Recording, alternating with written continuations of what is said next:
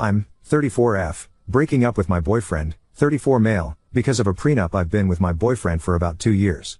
Everything is going well and we love each other. We've been discussing marriage, and he mentioned he would not marry me without a prenup. We discussed this in detail, and I did not like what he proposed. His family owns a lot of property, land, and has lots of savings. After marriage, he wants me to move into one of the houses his parents own. I told him I am uncomfortable building a life and a family in a house I have no ownership in, and he didn't understand. I told him I'd prefer to rent a place together, or we can live temporarily in one of his parents' houses and look at property together, but he refused. He said he liked the houses his parents and he already owned. He said he would not buy other property. He said he would not sell any of his property to buy one with me. He told me if I wanted to own property, I could save up money by living in one of these properties and invest in one myself. Problem is, he would be entitled to half if we divorced since my purchase would happen after marriage. He told me I could pay his parents' rent if I feel like I don't belong on the property. He told me I could buy half of the house we live in from his parents. Problem is, I don't like the houses that him or his parents own. They also have a lot of stuff, and I feel like there's no space for me. I want to look at houses, I want to pick the place I live in, and I want to do it with my partner. I've made this clear to him over and over, but he won't budge. He earns more than me, and he has more assets than me for sure. He made it clear he was afraid I was a gold digger, and he wants to protect himself and his family's assets from me, which I can understand. This whole thing has made me feel very weird. This topic has me up before, and it has always made me feel very small. It makes me feel like all he cares about are his assets. It makes me feel like he wants me as long as I fit into the life he already built, and doesn't care to build one with me. It makes me feel like a gold digger. He has enough money to retire right now and live comfortably. I don't. He basically told me that whatever money he earns now, he can spend, so he won't be investing in too much anymore. He expects our earnings and our savings after marriage to be split. Which I feel off about. I'm sure this is normal for some people. I'm sure other people would be happy to be with someone who is well off. I am not. I want someone beside me building a life with me, not someone who has built a life with his parents and wants me as long as I behave and fits into his life, which is how he's been making me feel. So I'm leaving him. I welcome opinions on this. But yeah, it's been too long that this has made me feel off about our relationship. I'm protecting my peace and leaving him with all his houses and money. Update 1. So many things have happened. This is a bit of a rant, and I know I'm missing parts, but I'll try to cover the important bits. Before I start, here's some important context. I have a stable and rewarding career, and though I don't earn as much as him, I am very happy with what I can afford. My parents have always taught me that women should be independent, and I've taken that to heart. I live below my means, which has allowed me to put aside money for savings and investments. A lot of comments have mentioned that I should take the free rent, and that it would somehow set me forward in life, but for me, giving up my sense of autonomy and control over my home, my safe space, is not worth the potential savings. I lived with my parents and saved aggressively until I was 30, so I am lucky enough to be in a position where I can comfortably afford rent or a mortgage by myself.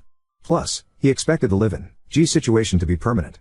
I would not move into a house owned by someone else just to save on rent. Would it be nice to save $2,000 a month? Sure. But most people pay rent, and I am not an exception. If I really wanted that, I could move back in with my parents. But again, autonomy is very important to me. Also, if he's this stubborn now, I don't see how this situation could be improved later after I already moved in. I could also counter the prenup and make it so all my accumulated assets stay mine, or put in a clause that I'll be compensated for any children we have, or put that I'd get alimony or at least have a roof over my head in case we divorce. But for me, that feels overly transactional. It also gives me the vibes that I'm going to be living with a roommate who I sleep with and might have babies with, not a partner. I prefer to feel like we're in it together. He can keep what was his, but I want to build up what is ours. Also, if everything is completely split, it'll open up a new can of worms. How will our expenses be split if I'm working and he's just chilling? What happens when we have children? He has money saved for them, but will I get a say in how we spend that money? I know these can be worked out. But this is not the type of marriage I want. I can't predict everything that will happen, and I don't think I can capture it in a contract. And it's already been so heartbreaking for me, I don't want to go through more. Anyways, yada yada yada, I'll just say that it felt like I was being stripped of my autonomy, stonewalled, and treated like a hostile. Okay, onto updates. So, I told him I needed to end this relationship. I appreciated and truly enjoyed my time with him, but our financial values and the preferred married lifestyle just don't match. It was a quick and easy conversation TBH. I expected the breakup to be a bit of a process, not a one and done thing, since our lives overlap a lot. I'm also in contact with a lot of his family, so OFC, during this whole time, a lot of them got involved. But blah blah. Not super relevant to updates. Talk with his parents. Okay. I love his parents. I had a great relationship with them. I would go over to their house, we would have food, chat, watch TV, sometimes I would go to the parties they host without my ex if he was busy. A few days after my talk with my ex, I went over to say goodbye. I didn't know if the prenup was family enforced or not, so I kept it very general and mainly focused on how the situation made me feel and what I was looking for in a relationship. His parents were shocked Pikachu face when I told them why I was leaving. I'm going to bullet point the rest. His parents really want grandbabies. However, X's younger brother and Sil do not want kids. They were so happy when I came into their lives and she found out I wanted kids. His parents had created their wealth together, with his dad being the major breadwinner for most of the relationship. His mom was shocked at what he was offering me, saying these aren't the values he was raised with.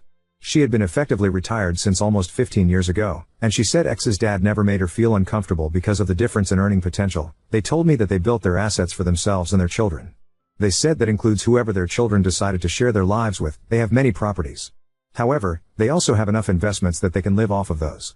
They told me their plan was to sign over a house of our choosing as a wedding gift, or sell a house and give us cash so we could buy a house we both wanted.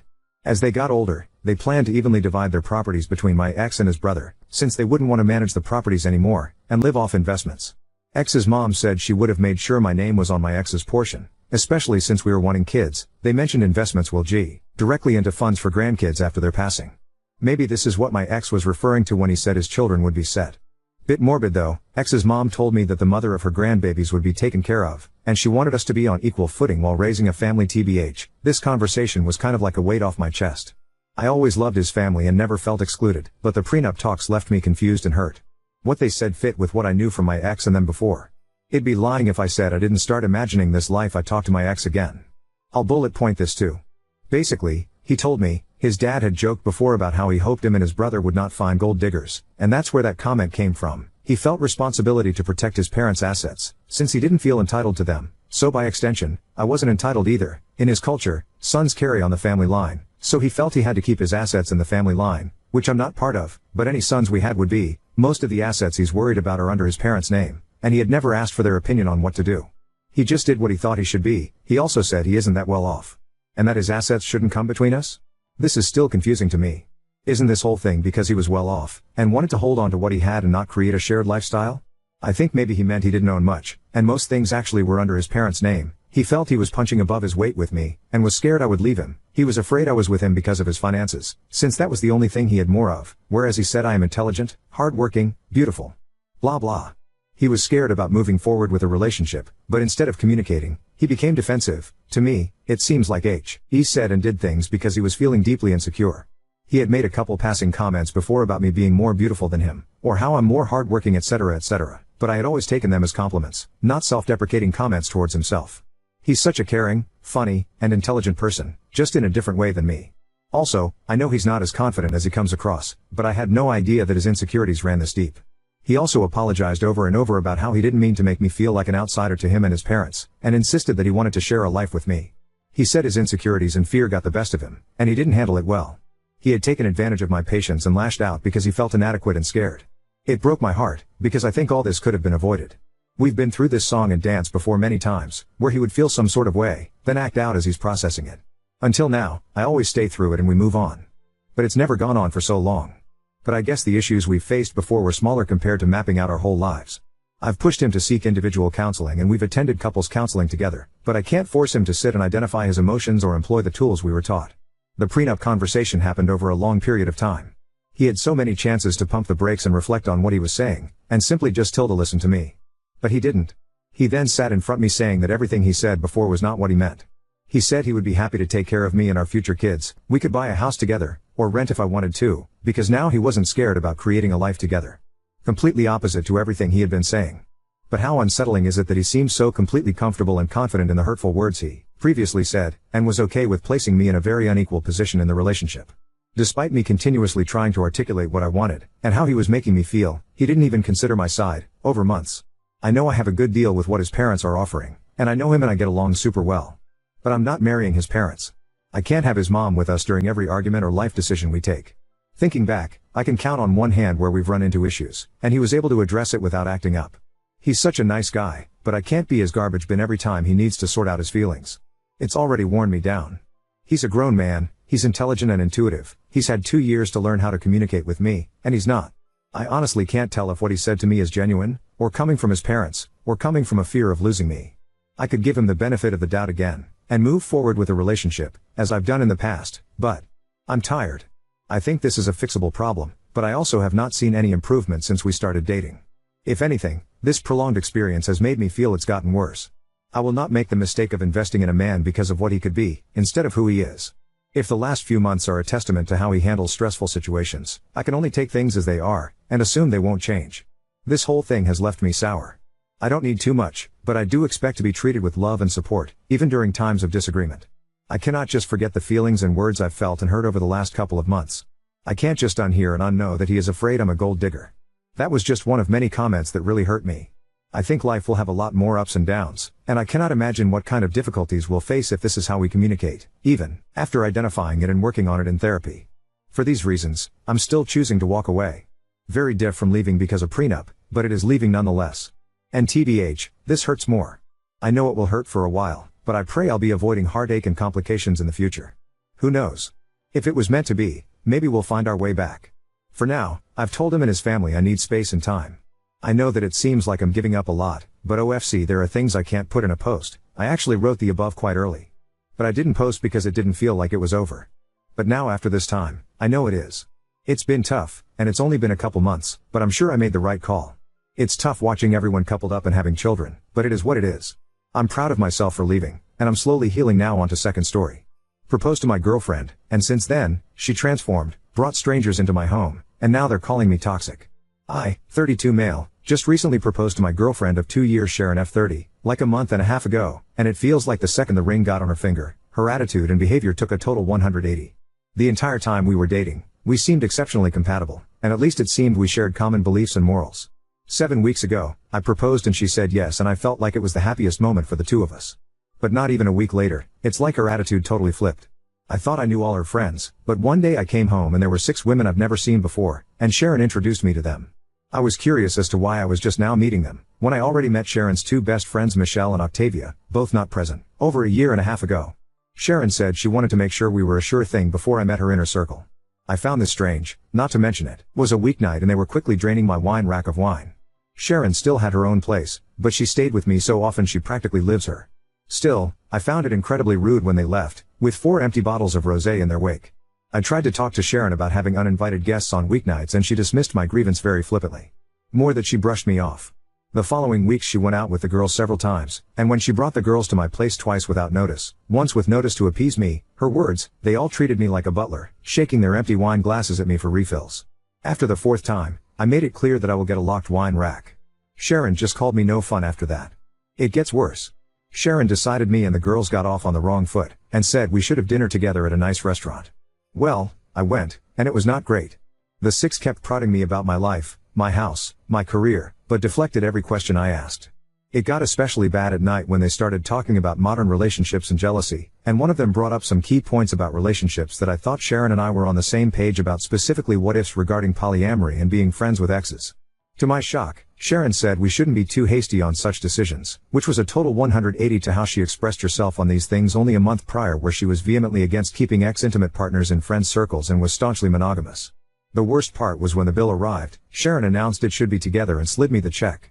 I told her she can't be serious, and we got into a bit of an argument. I ended it by putting my amount down in cash and walked out, leaving them to figure out the rest of the bill. The next days after that, Sharon kept calling me toxic and fragile, but every time I pushed at it, she would give an apology and promise she was just stressed at work. It's nuts, we haven't even planned the wedding yet. The worst part was this Monday, when at work, I got a Nest doorbell alert, checked and saw Sharon and one of her 6 new friends arriving at my place, going in, and exiting with my golf clubs. This set was a gift from my father, and it cost a pretty penny too, so Sharon lending it out without my permission got me pissed. I immediately called Sharon and told her and her friend to return the clubs. Sharon tried to gaslight me with, "But you promised to lend the clubs to her boyfriend, remember?" I told her the club's cost would move it into a serious crime, and her friend had an hour to return them or the cops would be called. Sharon kept insisted she got my permission and I told her to cut the crap. Well, not 45 minutes later I got another notification of Sharon and her friend coming back with the clubs and going inside, leaving them, Sharon's friend flipping off the Nest doorbell on the way out. I got home and saw Sharon's friend literally just threw the clubs and back on the living room floor. Sharon tried to talk to me about my toxicity again, and I told her again to cut the crap. I said if I knew this was how she was, I would have never proposed. That seemed to freak her out and she again insisted that she was stressed from work, but I wasn't buying it anymore. I told her to return the ring and her key, and we would talk about our relationship this weekend. She cried and begged me not to cancel the engagement, and insisted that it was just stress. I told her again we will talk about it this weekend. She finally relented. I had my house rekeyed anyways after she left, just to be safe. Sharon has been texting me constant messages of love and apologies for getting swept up, and insisted she was only wanting to show me off to her close friends. I don't know, I'm just not buying it. The same close friends have been ending me texts daily, calling me toxic and fragile again, saying they knew I wasn't man enough for Sharon or secure enough to share her with friends. A few of my friends that knew Sharon the entire 2 years we were dating were surprised and can't believe she turned hide this quick, and that there must be something missing, or that I am leaving something out. They say I must have said something to trigger her friends to act like this, and I had to have been the somewhere along the process. I dunno, it's a lot to take from all directions right now. Commenter, I bet he hasn't seen Octavia and Michelle anymore. They did their purpose and now the ex is too stressed out from work to meet both of her friends. Oop, I did message Michelle on Facebook last night. I asked her about the 6, and she told me that her, Octavia, and Sharon are cousins and grew up together. Michelle said that she didn't really care for the 6, but didn't say much else. Commenter, your friends are idiots and triggered? Nah, nobody normal comes to someone's house uninvited and drinks a ton of the person's wine without permission, / oop, again, they knew Sharon for 2 years, and throughout the entire time, Sharon didn't act at all like this. I'll give them some leeway for now. Unless you are leaving out something, you are definitely NTA. You are not toxic or fragile. You have standards. What she did at the restaurant and with the clubs is toxic. It seems like she wants to show them she has you wrapped around her finger and that you will allow her, and them, to do whatever they want. I wouldn't give her another chance to use you for what you can do or give to her. No one that loves you would treat you like this, friends or no friends present. Update 1. Sharon's been gone now for an hour.